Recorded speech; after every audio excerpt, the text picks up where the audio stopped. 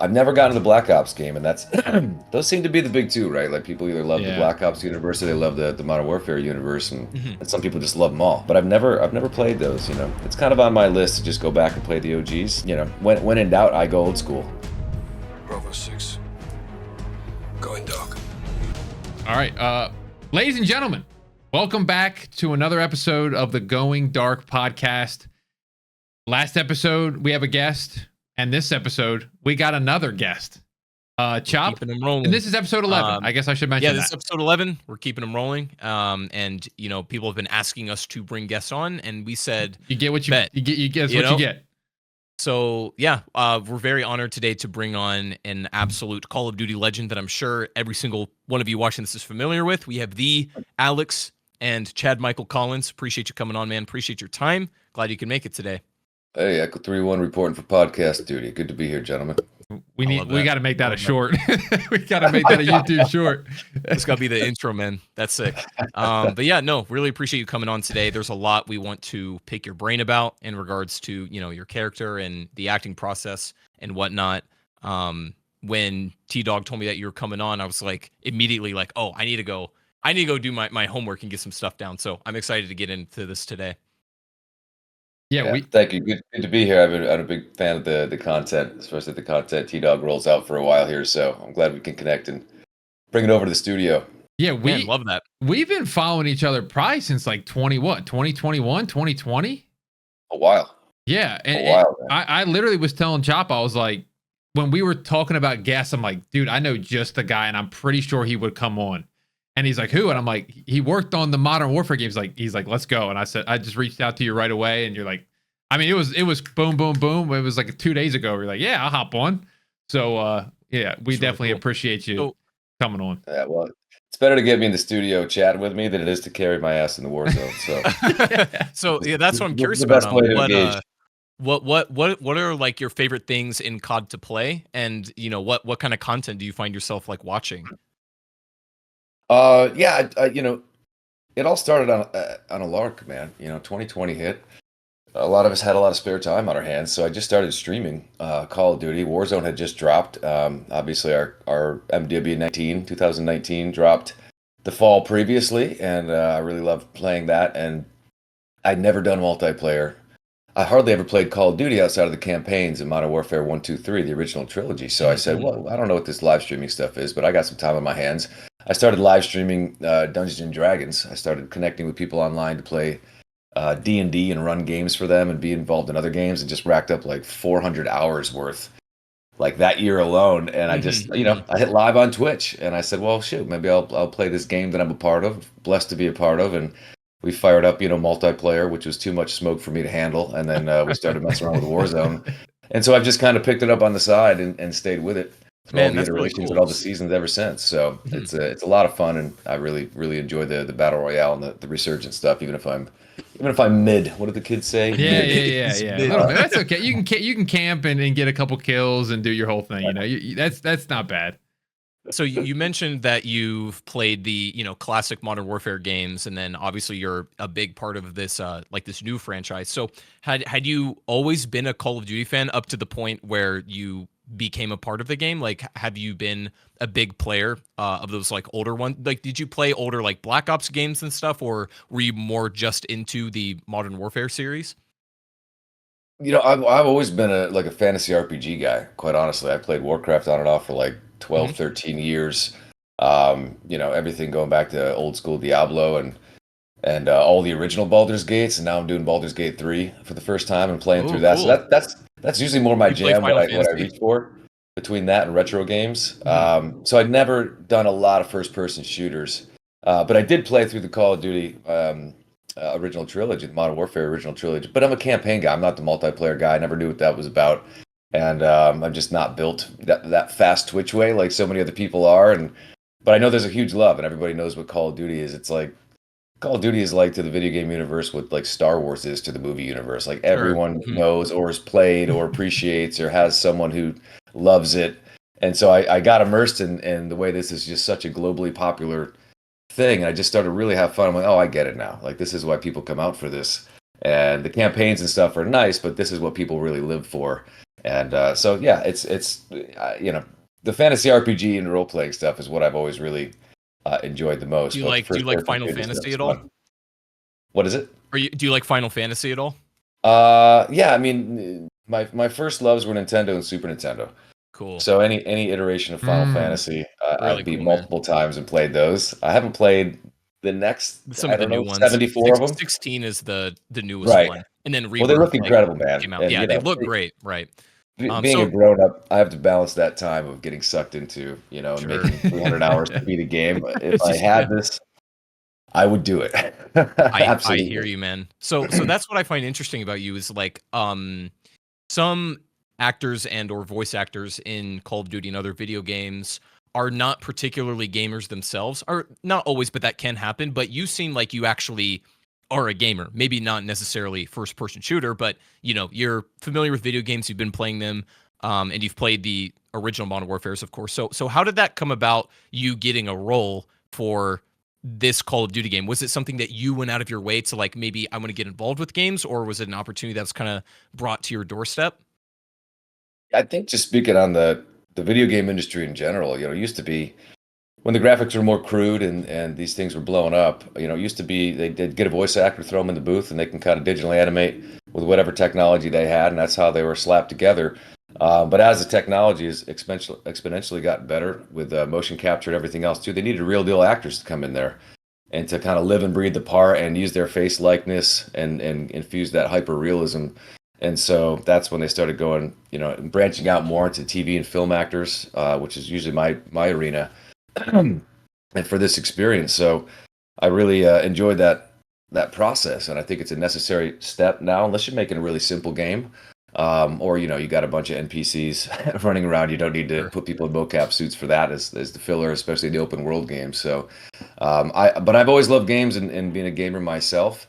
This audition came through, just something I auditioned for. I went in and read with the director and Brian Bloom, who's still a part of the universe. Taylor Aaron Kurosaki Bloom. Hmm. directed our Modern Warfare 2019. I had a great in session, audition with those guys. We cranked out a couple of scenes that dummy scenes that I wrote up for Alex, some of which we filmed an iteration of when the campaign rolled around, and just had a great 25-minute time with them. And was on the mocap stage playing with them and bringing to the table what I bring to the table. Didn't hear anything for 6 weeks, and then I got a call and you're hired for this mystery project. And then they sent me down for all sorts of facial scans a month later down to Activision headquarters down here by the beach area in Los Angeles. And then, you see the parking lot and it says Activision parking only. I'm like, okay, I got an idea of what this is, even though they haven't said what this They is. haven't So, Okay. outright told you. Mhm. yeah. And so we didn't find out what the actual game was, a soft reboot of the Modern Warfare franchise. We didn't find that until we're the first day on set.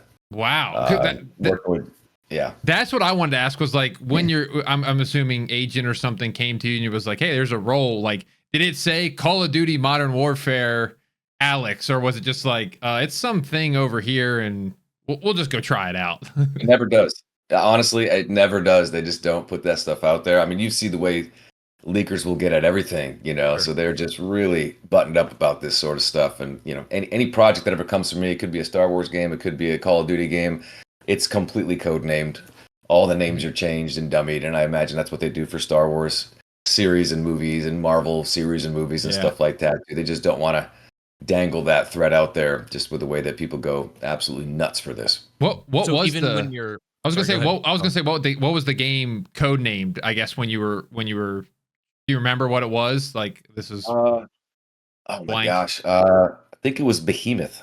Maybe not. I don't Behemoth. remember. Behemoth. I don't know if I should even say that. But Go they've all ahead. been, they've Go all ahead, go been, ahead, go ahead. when I dipped into Modern Warfare 3 this past fall and Alex returned, the stuff I do for Warzone is under a different code name. Even the Sheesh. raid stuff is a different code name. And, Mhm. and I think because they have so many different departments and maybe even for payroll, they need to designate between Yeah. all the different damn things that I've been lucky to be a part of. So, yeah, so it's very NDA protected, as you can imagine. And of course, always above my pay grade. I was joking before we started the podcast. So they don't tell me anyway. So I couldn't possibly leak anything. He got no information on him. If you come after him, he's got nothing. You got nothing. Right. So something I wanted to ask you was in that same vein, when you're working with other actors that may or may not be gamers themselves as well. And obviously, like the process for acting in a video game, whether voice acting or mocap, is quite different than like a traditional film or show or whatever. So how do you go about like differentiating your approach to like preparing for a role if it's a video game? Like, does that feel very different? It really is different, and it's such a fun process. I think I remember Barry Sloane, who plays Captain Price. Obviously, he's a big theater guy, and he's done plenty of television and films on top of it. And he basically described it like theater meets film. In a way that from action to cut, everybody's got to be word perfect. Everybody's got to hit their spots exactly. Everyone's got to get that delivery out, because it's one continuous take. Almost like you're doing live theater. There is no hold right there. Now back that up and say that line again. Okay, go for it. There's none of that like that you would experience in film. And you also it's very cinematic in film terms because there's a constant super close up on your face, capturing your every micro expression, and they've got a camera that they're just circling the whole thing, and we've got 75 cameras 360 around a mocap stage. So between action and cut, everybody's got to be on point. Somebody flubs a line or missteps or steps out of frame, we got to do the whole damn thing over again. Wow. So they were usually pretty good about building in a rehearsal day on the heavy days when we were filming the cinematics and the intros and outros of these missions, because that was the bulk of what they hired us for. We do all the cinematics. We'd come in there and bang out the mission intros and the campaigns in particular, and then of course you zoom into the first person view. And the outros, of course, too, and doing the storyline stuff. So that's the majority. But I loved it, man. It's a very different process. It's kind of the best of both worlds, and really cool. And they put you in a little Velcro monkey suit and make you dance. Does it feel strange to like when you're on a like a film set or a show, you have like other props and you don't have like the mocap stuff on, and especially like that face thing? Do you find it difficult to like kind of immerse yourself in the actual scene of what's taking place when you have this kind of like on the surface goofy looking gear on, and like your other co-actors have like kind of silly looking gear? Like, do you have to like mentally imagine what the scene will probably look like in the game in order to like really immerse in that character?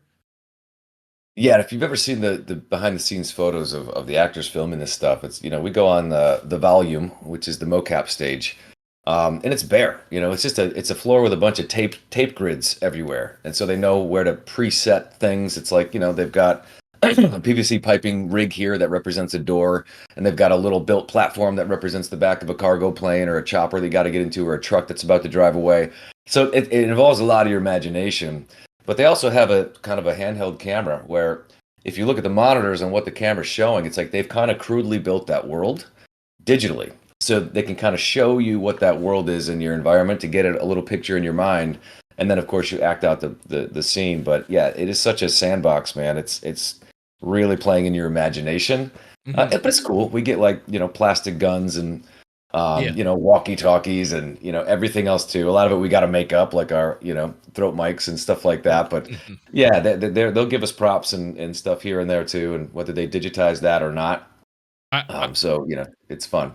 I gotta ask. I know it's going backwards a little bit, but when you said you showed up and you saw the Activision and all that stuff, and you kind of put it together that this was Call of Duty, were you? I mean, obviously, I'm assuming you were excited, but like, did it surprise you at all? Where you're like, holy crap, like this is Call of Duty we're talking about. It ain't some third party game that's, $19.99 on the store. Like this is a $1 billion franchise we're talking about. Yeah, I mean, I was super excited because I loved that original Modern Warfare trilogy. I love that storyline. People still talk about it to this day for very good reason. And I revisited the remasters after I figured out what this was and played through those campaigns again. Then I played Advanced Warfare. The other Infinity Ward title before that. Yeah, Infinite Warfare. Ghosts? Infinite Warfare, I believe. Warfare, yeah. Yeah, where Brian Bloom was the lead voice actor on that one. And I played through that, and because that was an Infinity Ward deal. And so it was. I was excited, man, to be a part of this universe, and I didn't know where it was going. I didn't know how, where this would take off. I didn't know how the response would be. But just, it was a bucket list item. It was the first big video game I'd ever done, and arguably the biggest franchise on the planet, standing for 2 decades. So, being a gamer my entire life, you could imagine how thrilled I was to put two and two together before they finally told me what's up. Because I feel like some actors I've heard that have worked on Call of Duty is like they were unfamiliar with the series, and like some of them would go back and retroactively play Call of Duty just to familiarize themselves with what they're in. But you've already like played it, and you know what Call of Duty is and everything. So that's a very different like mindset to have going in, and I bet that's pretty exciting to be like, I'm now going to be part of this thing. So your character Alex was of course prominently featured in Modern Warfare 2019. And then well, I guess one of the questions that I had, and I'm not sure if you're able to answer this, and if you can't, no problem. But I was like, had they outright told you that at the end of that game, at the end of your arc, was that like it for you essentially? Like, was that your end, and that's what they told you at the time, or was there a little bit of leaving the door open kind of thing? Oh, that's a good question. But to address earlier what you said, you don't get any extra points as an actor if you love the games and you love video games. They just don't care. You still got to go in there and sing for yourself, regardless. Sure. Although I would think if I was a producer, that if you had someone who was so passionate about something, you'd want that best of acting talents and best of absolute passion. But it doesn't get you any extra points being a gamer yourself when it comes to the hiring process for this Sure. stuff. And you'd think it would, but that's not the world we live in. Mhm. But in terms of Alex, we filmed what we filmed in the campaign. Let's do this, yes, ma'am. And Barkov's factory goes kablooey, and that's the last I heard. And so that game dropped in fall of 2019. Obviously, Warzone didn't kick around until what, January the next year. I think I got a call around mid-January to basically say, hey, your character's coming back. We've got this little scene we want to film with you and Ghost, and we're going to introduce you and kind of have you front and center for season 3 of Warzone 1. They sent me up to Utah to work with an amazing company called tdawg, which are all former U.S. veterans who literally just have warehouses of like Hummers and U-boats and night vision goggles and all the gear and tactical stuff, whatever. And we did all these promo shoots, and that's kind of what they used for the poster, which I don't have here, but that season 3 kind of thing that's like white and red with me and Ronan. Yeah. I think it was, I don't know, Ishka. I don't remember the name of the other operator at this point, but me and Tulam, who plays Ronan, or that was the inspiration for the Ronan character, we went up to Utah and we played with all sorts of guns. We had Alex in his blue jeans, and they used a lot of that. And the headset really cool. and the tack vest and everything. And so we did a lot of filming and stalking around some stuff and in the snow a little bit.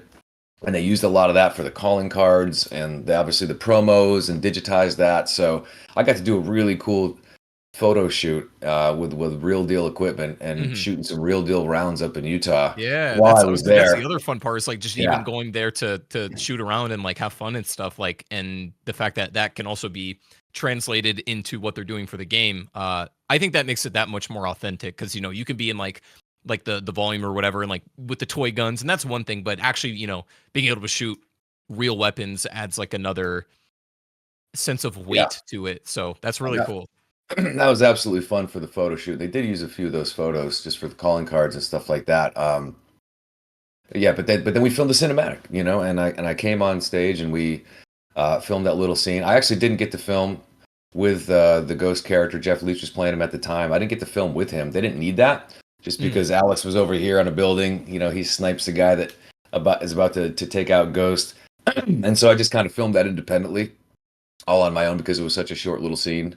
At least when I show up for it and stuff. And yeah, it was, and I've mentioned this before, but that "Let's Get Evil" line was originally Ghost, and they threw it over to Alex. And it's like, why don't you say this? It actually makes a lot more sense. And so that was kind of really fun, and has been, just a fun little calling card of the Alex character that I lean into a little bit, just because he had that epic return in season 3. And yeah, and so it was off ground running on season 3. They dropped Alex back in, and it was really cool to see the response. People were really sad that he died, even though we didn't see a body in the video games universe.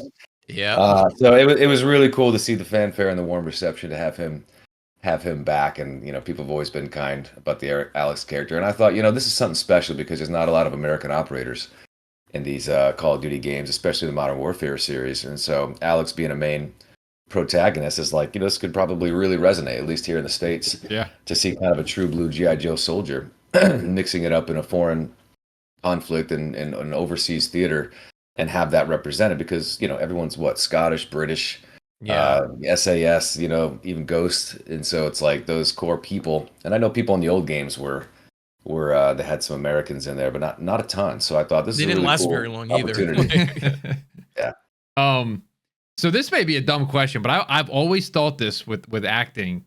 How many like lines or do you have to like memorize? Am I asking the right question here? So you go into is there like a day scene where it's like, okay, it's this page today, and then tomorrow it's this page, or is it like we're just going to try to get as much done? How much do you got in your memory, or do you have I'm assuming you don't have a teleprompter, but like is there some sort of oh crap, I missed my line. Let me glance over here and oh yeah, that's what it says. Okay, let's keep going. Like I've always thought about that and I never knew how it could just be straight memory.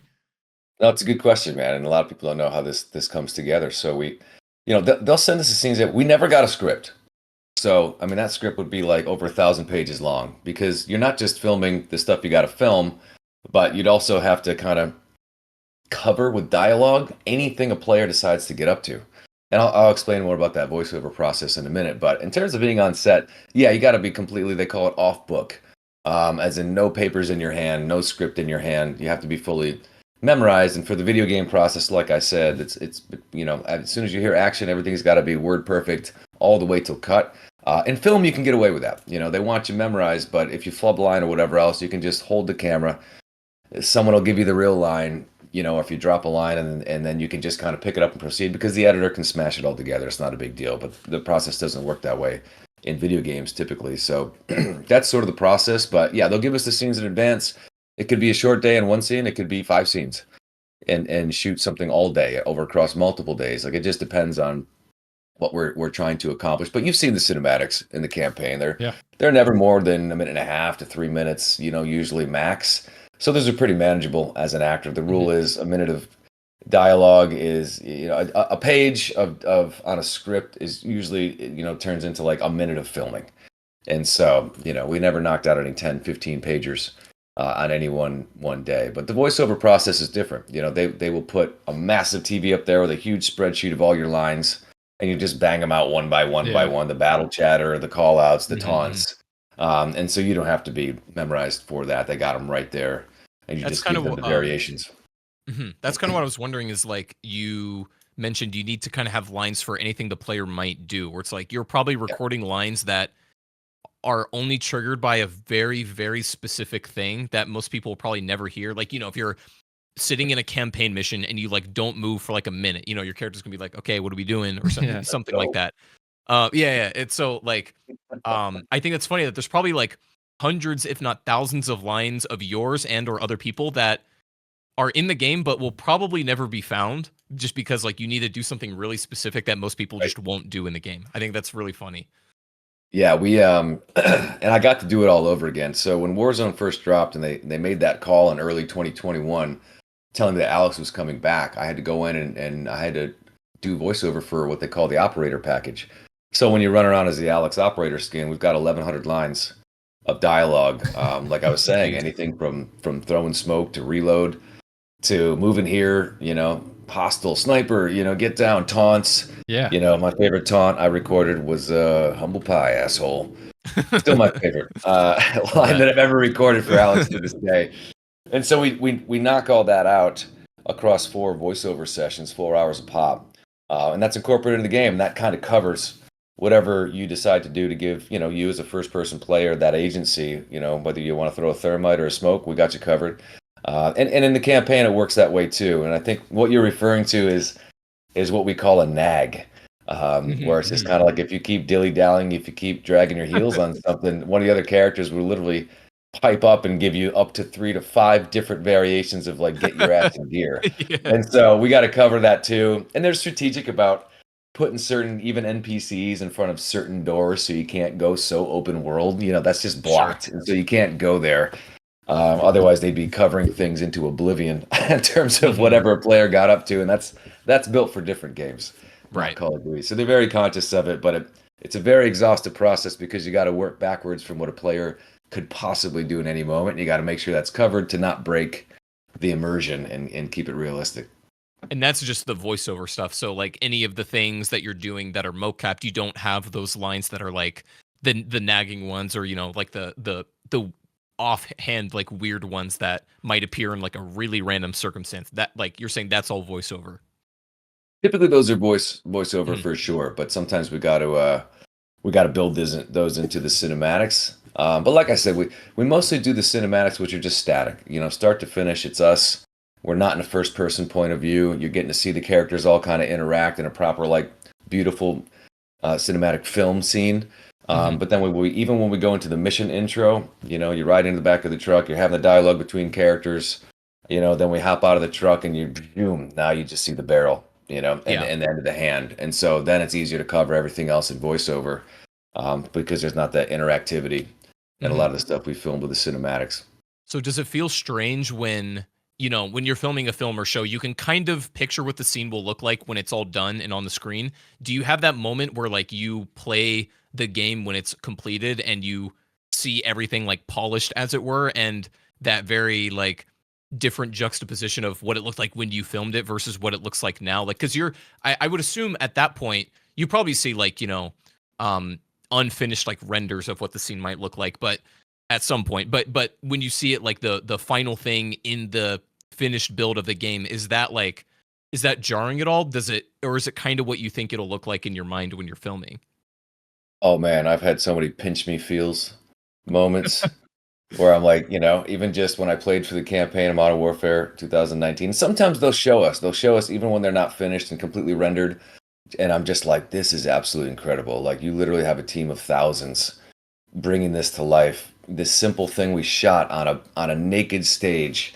And I'm just blown away by the process and just thinking about the literally tens of thousands of people it takes to make something like that, from sound design all the way through. And yeah, man, like sitting here in full audio and just Alex in the chopper first mission, I'm just like, wow, man, just goosebump feels like when I see how this stuff turns out, and just the sweeping epicness of it all, and Mhm. just to be a part of it, and to see what they've done with my character, and to see this sort of thing that we've filmed come to life, and to see it kind of blown up to those epic digital proportions. It's really Mhm. definitely give old Alex Keller the feels sometimes. I Did love that. did you I'm assuming yes, but did you make friends with any of the crew? I mean, are you still hanging out today? Is it something where you just kind of like do your job and then you roll, or is it kind of any lifelong bonds from the short period of time you were working? I'll tell you, and that's a great question because every production's different, and sometimes you'll make friends for life, and sometimes it was like that was a great person, and you'll never cross paths again. Yeah. But we shot on and off from 2018 all the way to like mid 2019.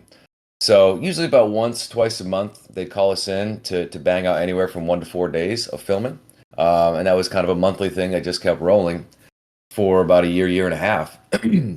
And so it'd be the same, group. And obviously, I did the majority of my work with Claudia Dumit, who plays Farah, who's just a wonderful actress and such a joy. She's such a joy. She's so funny to hang out with. And all of them are really good people. Elliot Knight plays Gaz. He was awesome to work with. I still, run into him every once in a while out here. Captain Price is Barry Sloan, who I think has kind of moved back overseas.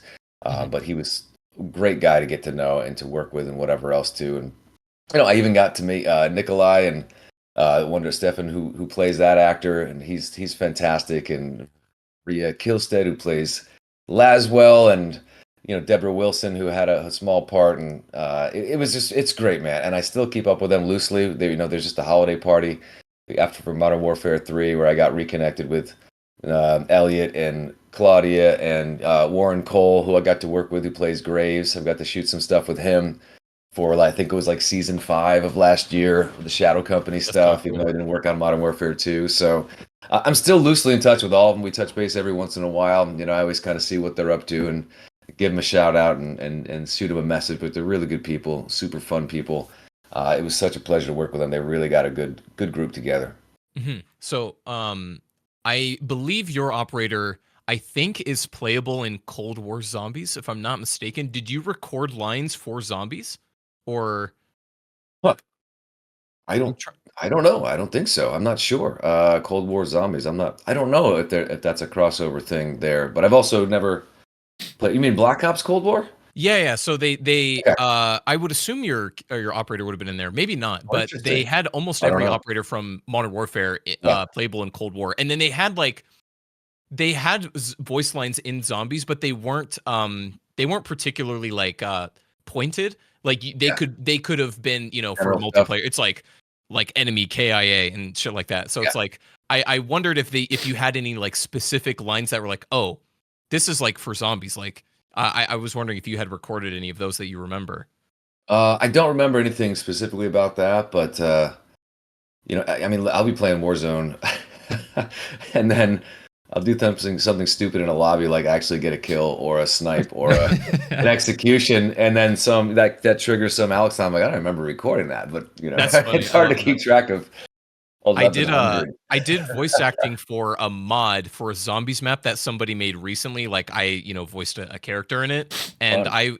I kind of had that experience a little bit where I went and played the mod myself and I Yeah, recorded those voice lines like a year ago. And so I would right, do something and trigger a line. I'd be like, I don't remember saying that. right. Like Yeah, it's very yeah. surreal. But I think that's funny. So You, I think no, go ahead. I was gonna say, so you didn't ever have the issue of Cold War, right? You filmed all your lines back in 2019. I know Cold War had some, with the pandemic and everything, they had to film everything pretty much from home. I believe, Chopper. So Mhm. none of that. Did it miss all that, and you were able to be kind of Yeah, did you in record person? anything at home? I heard about that, and quite honestly, I mean, look, Call of Duty fans are like Star Wars fans, right? It's like no one loves Call of Duty more, no one hates Call of Duty more than Call of Duty fans. I have Same Star thing, Wars right? posters all around my room, by the way. So I'm like Yeah, the yeah, I guy that know, you're right? talking about. Yes, and I know you put that content out there too, so you get me. But I think people are really lucky to have a game, um, because I was reading stories about the things they had to go through to Mhm. get that done during the time that we were in, and I'm like, this is absolutely insane. Like, it's hard enough to make a video game and deliver it on time and everything else too. And we just did a mocap stage, and we weren't affected by that at all because we were locked and done by summer of 2019, Okay. Mhm. like hard stop, at least for our campaign stuff. And then they pushed hard and ground towards the launch, and everything else they had to make sure was up to snuff. But the actors were kind of on leave from them. So, but I heard that the actors were recording in mocap suits, patching in remotely with Yeah. Yeah. the rigs on in their Yeah. home, and I'm like, that's insane. Yeah. And it's There just was kind like of a like, vid doc that came out and there were actors that made like recording booths in like closets and they had, all the it'd be like 90 degrees outside and the closet would be like hot as hell and they're like trying to do these I'm like, that sounds miserable. I'm like, oh yeah, but I agree where it's like we are lucky that we got a Call of Duty game that year. Like they yeah, and made it really, happen. I mean, look, it's as an actor, you learn really quickly. Oh, these people don't care. It's just kind of like I sometimes I'll do a $1 to $3 million action movie, and they'll hold me by the standards of a studio movie with a $250 million budget, and I'm like, what? Yeah. And so Yeah. it's like, what are your Sure. standards here exactly? I guess you don't have any. It's like you judge a $1 million movie like you would a $250 blockbuster, with all the sort of stuff, and I think that's just fans. At the end of the day, they're parting with their money. They want the best bang for their buck. They want a good experience, and Sure. there was probably some criticism of a game that was just lucky to even be made considering the impossible odds and circumstances. And I'm sure that if they could have done it the traditional way, they would have knocked it out of the park. But I'm sure for the circumstances they were dealing with, it was completely great. Like I know people who loved that Black Ops Cold War more than Oh Modern yeah. Warfare 19. Yeah. And Yeah. so really just an impressive feat on, Mhm. on on all their parts here. And Call of Duty fans and players need to be a little more damn grateful, don't you think? That's what I'm saying. Actors dying in voiceover booths Uh, so for with their that, art. yeah, exactly. So I bet Call of Duty fans are probably very much wondering at this point, myself included. What is your personal favorite Call of Duty game then? Yeah. And Yeah. including ones that you've participated in. We'll allow for that. What is your favorite? Um, yeah, man, All right, so you guys I'll clicked give on you this this video. answer incredibly biased, but Modern Warfare 19. Just honestly, that's and even if I wasn't in the game, I just know that that resonated with so many people. The way it was done, the way it was executed, the story that it told, the characters that got introduced, the callbacks to the characters that have already been established in that universe Sure. with a fresh modern spin. I just think they executed it, beautifully. I think that the storyline was, really engaging and really pushed the envelope in a way that could make you uncomfortable at times. But, the message in the hero ball was still the same and what it took to get that job done. So I really loved that campaign, and like I said, I'm biased because it was such a great experience for me and I'm just so blessed to be a part of it. But I just love it. Like that's one I could play again and again and again, and I never get tired of seeing the clips people put out there, Mhm. from that game. We actually we just did our tier list for that, and I have the Modern Warfare 19 campaign as one of my favorites ever. And I'm not just saying that because you're sitting on the podcast. I said this a couple weeks ago. I don't know. It really was enjoyable, and it brought me back to the old times of the old CODs where it actually felt like I cared about the characters, cared about the story, and it wasn't just some filler junk trying to get through. And it was a 2.5 hour campaign. Like I believe Modern Warfare, when I played it just recently, it was like 5 or 6 hours, which is, if you know about the history of the last couple of CODs, it hasn't quite been that in the campaign. So I don't know. I thought it was a great campaign. And that's cool, and it was nice because it seemed like they really took a swing. And they don't know how people are going to respond to this ultimately. It's like, no, no, no, Modern Warfare, trilogy was perfect. Don't touch it. Yeah, But yeah. but people really received it well, and they loved how they honored the past, but also, brought it forward and did that kind of delicately and in a brand new modern way, Modern Warfare. And so it seemed to like kind of hit that sweet spot of critical success and commercial success, obviously. Mhm. So I think they had a real winner on their hands, and it's cool to see lists like that and people still really cheering for Modern Warfare 19 and Becoming a that one seemed to classic stand out to before our them. very eyes. Yeah. Yeah, So yeah, and I know. no, sorry, go Well, ahead. I know that. Sorry, go ahead. Oh, I was just gonna say, so with Modern Warfare 3, in that, because you didn't work on Modern Warfare 2, how was that experience different compared to working on Modern Warfare 2019? What were some of the takeaways from working on the bringing back Alex and being in the new game? Yeah, right, and that's the thing where and it's always funny, man, because I sit back and I look because I've got a little bit of a sneak peek behind the scenes about how these things come together and how insane they are. I mean, these games take 3, if not 4 years to conceptualize and deliver to the shelves, and that's insane Yeah. for anything to have that long of a process. And I know that when Modern Warfare 2 came out, and then they wanted to pivot and keep it going in the Modern Warfare 3 universe for whatever reasons, I think they had half the time to make a brand new game. And that's, insane Yeah. and kind of crazy. And I know that, one of the biggest complaint is, and I always speak to, it's the passion of the fans. It's like if you're, really upset because you paid the price of a game, but you only got a 3 to 4 hour campaign instead of the standard 6 to 7 that you look forward to every year. Like I get it. It's because you're passionate. You love these games. You want to see where this goes. You want more. And so Mhm. I understand why you're kind of upset, but I also know that they tried to do an entire AAA title in half the time. Yeah. And Yeah. and that's kind of the trade-off there is they probably had to cut some corners here and there to make Mhm. delivery to give everyone a brand spanking new game, and but I enjoyed my time on Modern Warfare 3. I again was mostly filming with Claudia Demit Farah as we kind of go off and do our missions and everything else too. But I was reunited with the old gang when I filmed the raids in Modern Warfare Yeah, 2. yeah. So I Mhm. wasn't part of that campaign in that storyline so much, but I got reintroduced in the raids, which all worked, to the same designs and kind of closed one of our storylines, Farah's brother Hadir, and Yep. kind of put that down, and that kind of folded into other events that were going to keep happening online and through Warzone and campaigns. So it was really cool. It's just like, man, Alex is just the guy that goes off and you keep bringing him back. I'm like, I love this. Yeah. And no Yeah. one really knows where this dude is and Can't what he keep him gets up down. to. He's always lurking somewhere. Yeah, and I think for um, Modern Warfare 2, it makes sense. A lot of people were disappointed Alex wasn't there. I was like, yeah, but they told a totally different story. yeah. And they had great characters that they introduced. We Alejandro, who I got to meet recently, and everything there. And I'm like, well, Alex doesn't really fit and play in this world. Like even Faro, I think, was a soft touch Yeah. in that game. But when it came back time to go to this conflict in Urzikstan and all this other stuff, it's like, okay, that now it makes sense for him to kind of be there because, he's holding up, he's standing on principle over in the Yeah. Urzikstan. So it wouldn't make sense No for him to be business. in Mexico and messing around with Graves and all these other clowns. I So was. what's Oh, you go go ahead, ahead. Okay, I was gonna ask what. I don't know if you touched on it already. Did family, friends?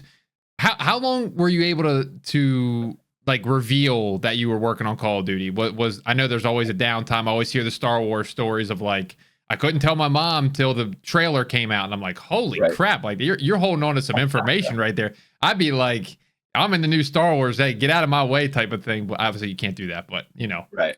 I would be very tempted to do that. I'll say.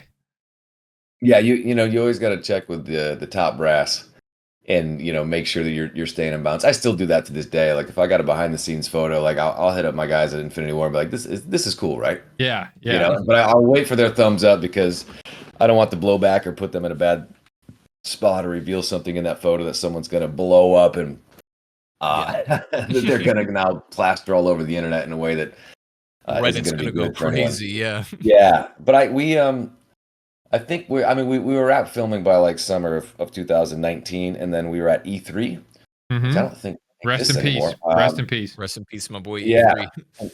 yeah. So they did a big reveal there, and we had the first look at the character model of Alex, and they were talking to the creative team and a director and everything else too, and just doing interviews. And I was there. Like I think Claudia came by, and we were just chilling in the audience, kind of taking it. I'd never been to an E3 before. So it was an opportunity to kind of come down there and take that in and be a part of this. And so at that point, we kind of had a green light to talk about it. But I don't have anything to show to people, and I didn't kind of plaster it all over the place. I really just tried to stay in my own lane. But as it ramped up, and it was funny because Taylor, the director, warned me. He's like, "Bro, you have no idea. Like they're gonna throw $150 million of marketing behind this. Yeah. Like your shit's gonna be everywhere." And I'm like, "No." And then of course, like I'm a big NFL football fan. So like every Sunday I'm watching multiple games and it's just like Call of Duty, Modern Warfare, like going dark, Warzone. I'm like, oh my God, there I am, like flying across on an ATV. I'm like during like Sunday, That's pretty NFL, cool. games. And I'm like, that. they're not kidding. The billboards were everywhere, Times Square, Piccadilly Circus, like just everywhere. And I was like, wow, this is Well, something else. I mean, And Alex is a big part of all of them. And I thought that was really cool. even what they do for us creators with the COD Next events, I mean, it's a Mhm. ton of people from all over the place, all over the world, not just America, and in all these PCs and all this, I mean, streams, and it's just wild. Huge production, yeah. Huge production. So I mean, I get you from a standpoint of regardless of what you think about the Call of Duty game that year, I will tell you the marketing team is going to get you hyped up for it because it's just the way they do things. No, they're It's over the top, smart, just man. like Call of Duty, man. But I love that. I really, Mhm. it's like you've got super passionate gamers who have been playing this for years, grew up playing it before even streaming was a thing. And it's just like, you say, come on in, and they invite you guys to the events and this and that, whatever. Like I see some of the swag packs that they send out I got and one. everything else too. And I'm like, you got to take care of your own, these guys are the mouthpieces really putting your game out there. And if you've done your job, these guys are going to disseminate this to a wider player base and everything else too. I don't have a huge reach with my streaming, but I've known people who would have never dreamed of picking up a Call of Duty game because I streamed and invite them to come and play and and they saw how much fun we were all having, and it was it's really cool, and I love that they kind of support content creators to spread the word, because that's a new pipeline of credibility that a billboard won't get you. 100%. That word of mouth is still so powerful. Yeah. So, yeah, I guess another thing we kind of wanted to know is like, so what's next for you? Anything cool that you're working on that you can talk about, obviously, or would you like to pick back Alex up, years down the road or whatever? Is that something you're interested in doing as a role again, or anything cool you're currently involved in?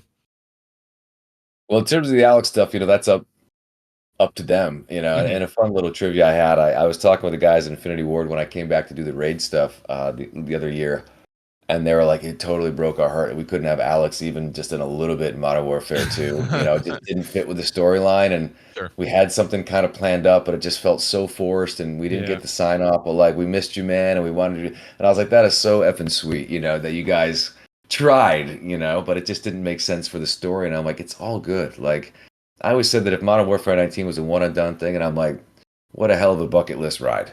But the Yeah. fact that I've got to come back through raids and Modern Warfare 3 and all the Warzone stuff I've been able to film and do, it's great, and Alex is still kicking Yeah. somewhere, and he's not dead and there's no body, and so there's always the possibility that if they revisit this universe, that he kind of be there again. And I don't know why they wouldn't revisit the Modern Warfare universe again. It's been really successful for them, and people seem to really love it. So I imagine Yeah. it'll come around, and maybe I'll get a call from someone above my pay grade and drop back in. We'll see. But Bring it back. in the meantime, I'm very grateful for it all. I love that. So good. I feel like even if it is a Black Ops game, we've seen, the other, whoever, what kind of game it is, you could sneak your way back into any of them. I mean, we've had some cross pollination of games with people from other franchises sneaking in. So listen, Have you played the older Black Ops games? I really haven't. I'm loosely familiar with some of the characters and stuff like that, but I've never gotten to the Black Ops game, and that's those seem to be the big two, right? Like, people either love the Black Ops universe or they love the Modern Warfare universe, and some people just love them all. But I've never played those. It's kind of on my list to just go back and play the OGs.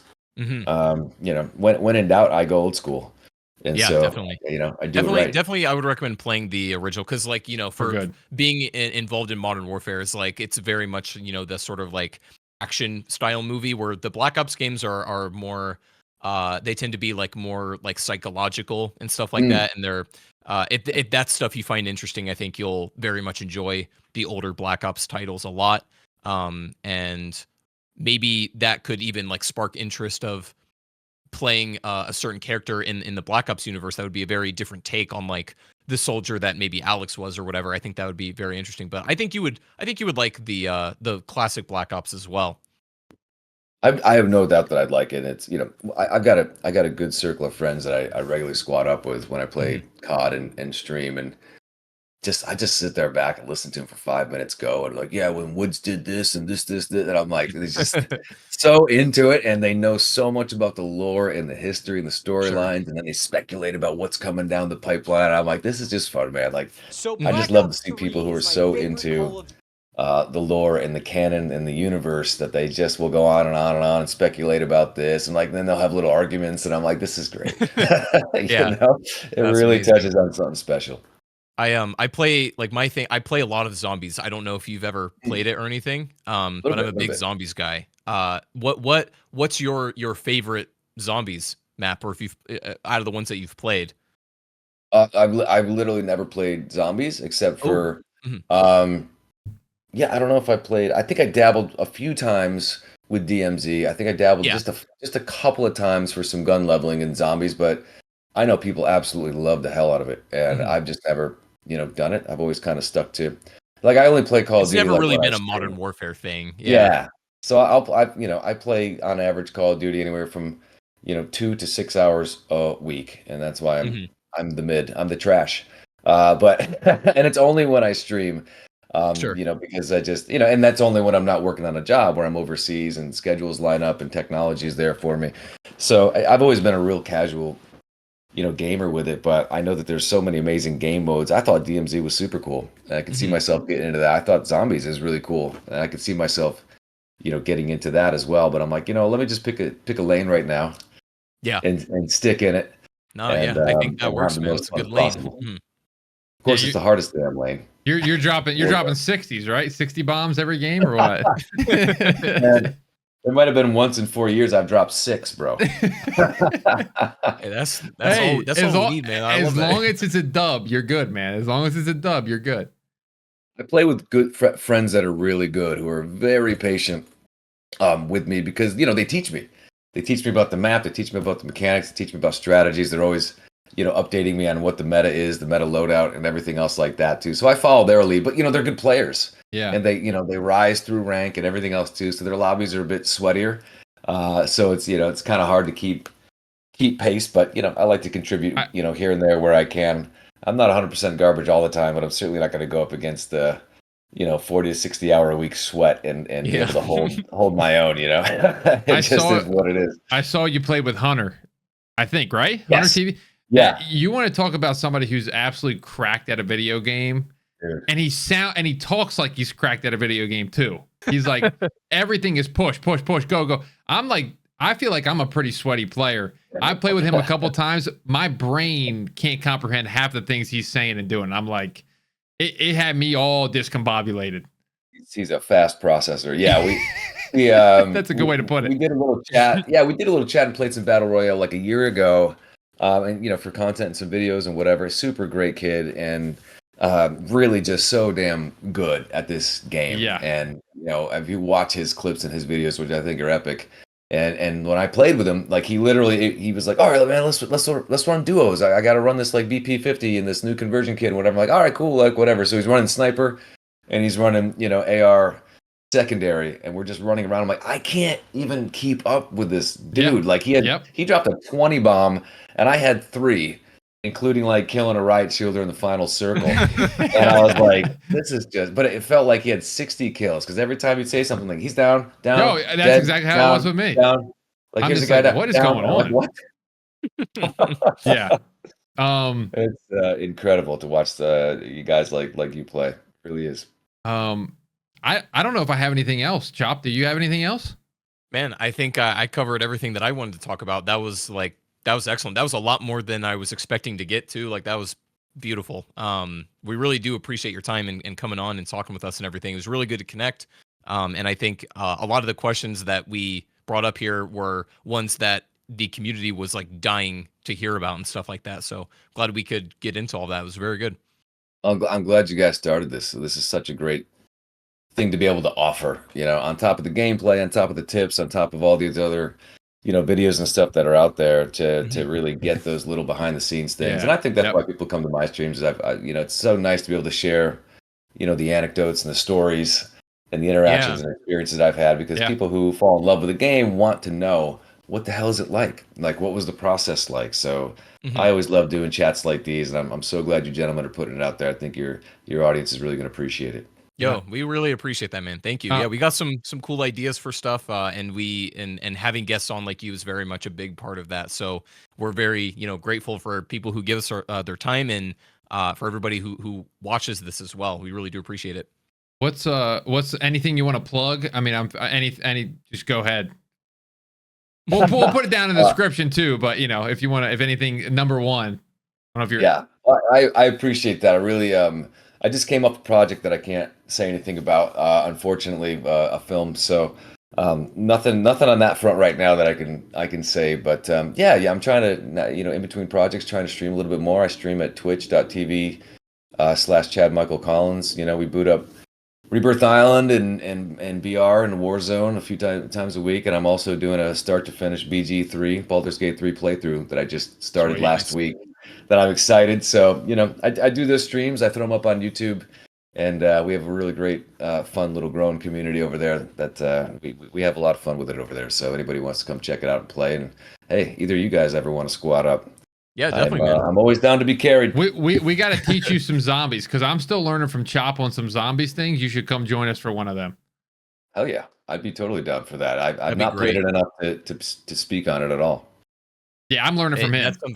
But it's for me, it's been really cool to watch him like experience all this stuff in zombies for the first time, is like things that I would find for the first time back in the day, and having him go through all that, it's so cool for me to see. So I think y'all would both really enjoy it too. Maybe we'll have to play some zombies. Y'all in the comments can let us know what map we should play. I would love to do that. That'd be a great time. I'm into it, man. Sweet. Cool. Well, thank you again. We'll plug your socials down there, Instagram, Twitter. I think you got them all pretty much. So they'll be in the description. Go follow them. And thank you all for watching. We just reached 100 reviews on Spotify, so thanks for continuing to review us over there. Apple, same thing. If you can do that, we're a little behind on that, but listen, Apple people, we get it. We you don't want to review us, it's fine. YouTube video, leave a like, comment what guests you want to see next, and that wraps it up, folks. Thanks for watching, and we'll see you in the next one. Bye-bye. All right, boys. Beautiful. Clear. Bravo 6. Going dark.